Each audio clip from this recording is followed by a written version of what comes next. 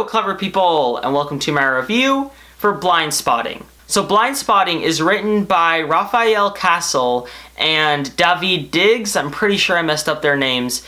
And it is written by the same people who are the lead actors in the movie. One of them, I think it's David Diggs, was the one who played Jefferson on Broadway in Hamilton, and he got famous off of that, and from there he's been in a few other movies. He was just in Wonder in 2017, and he came to make this movie. And this one follows the story of two men, a white man and a black man, who both live in Oakland, and they are best friends. They work for the same place, the same moving company, and they just go to places and move stuff around. But after the main African American character in it witnesses a bad event, a horrific event, he starts to become traumatized, and I guess that he starts to sort of wake up to something that he's never really woken up to before.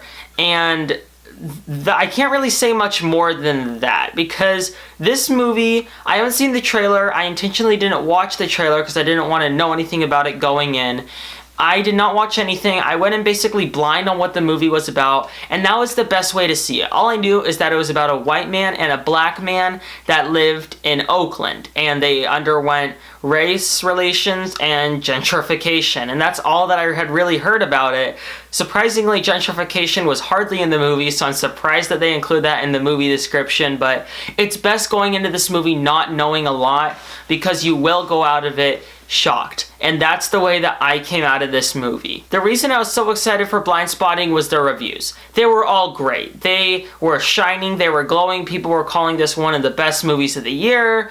They were saying that it was just so well written for first-time writers and so well directed for a first-time director. You actually had a lot of amateurs on this movie, which is surprising for how it worked out so well, because man, did this movie work out. It is a powerful and haunting film. And the thing is, it tackles some very serious subjects, some very dark subjects that in the hands of lots of directors would make it so that the entire film had a depressing tone and a dark tone. And you'd come out of the movie feeling groggy and bad. And that's actually not what these first-time writers and this first-time director went to. Usually that's what first-time people would do, but instead, they went to the smarter approach. At first, the movie was honestly kind of a comedy, and the jokes that they had in the movie were absolutely amazing. The black man in it, his mom marries a Chinese man, and there's a Chinese little kid playing extremely graphically violent video games and sipping from the black man's cup from when he was a younger boy. And it's just jokes like that that are represented throughout the movie that are great. And there's a scene where the white man in the movie, he is trying to sell hair curlers, and there's a line about Alfred Hitchcock and M. Night Shyamalan that is absolutely great. And this movie surprisingly works perfectly as a comedy, and it also works perfectly as a drama, so that the two elements, they never really clash with each other, which is a huge issue with a lot of dramedies. Dramedies tend to have it so that in the darkest of situations you'll get jokes, or they'll try to blend the two genres together, and usually that works out. But what Blindspotting did is that they made them completely separate, and they achieved this through style. The comedy sides of Blindspotting were done with a really quick, fast, witty pacing, and a lot of close-ups on characters. Like, they sell a boat in one scene, and it's just really quick and fast. But the scene before that, they were talking about serious issues, and it wasn't quick and fast and witty editing-wise. It was just still. It was just one shot, and that was so great because it really made it feel like two different movies were happening with the same story. It didn't feel like two different stories at all, and the genres never really clashed, but they were separate, and it's actually surprising how well that worked out. And because that worked out so well, the movie was just so entertaining from start to end. Even though it was slow-paced, it didn't really feel slow-paced, and you never really got bored because it was just consistently keeping up a great tone and a great pace. And when the movie gets serious, it gets really serious. And what it's saying, its messages, which I won't spoil because that's something that you should see for yourself when you see the movie, are powerful. And the way that they display them, while a bit preachy, is really, really well done. And it's done creatively. I mean, the main character, his big monologue at the end is a rap.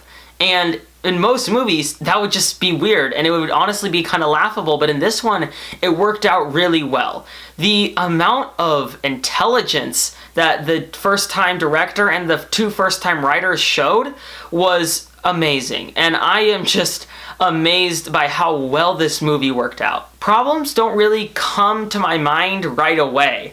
I can't really think of a whole lot of problems right now. I think the movie, it doesn't do anything particularly like to change the genre, but it is still creative and it's still inventive. I don't think that the movie emotionally struck me as hard as some other movies is what I'll say, but it still did have an emotional punch. This is overall just such a well-constructed movie that I encourage you to go see. This movie, it's in a lot of theaters, I think like 500 something theaters. I got to see it in Sacramento while I was down there, and it was great. It was spectacular, and I encourage everybody to go check it out. I will give Blind Spotting an 8.5 out of 10. Alright, that concludes my review for Blind Spotting. So, what are your thoughts on this film, or what is your favorite directorial debut? Comment in the comment section below and let me know. I'm Robert Burke, and this has been The Clever Critics. Goodbye.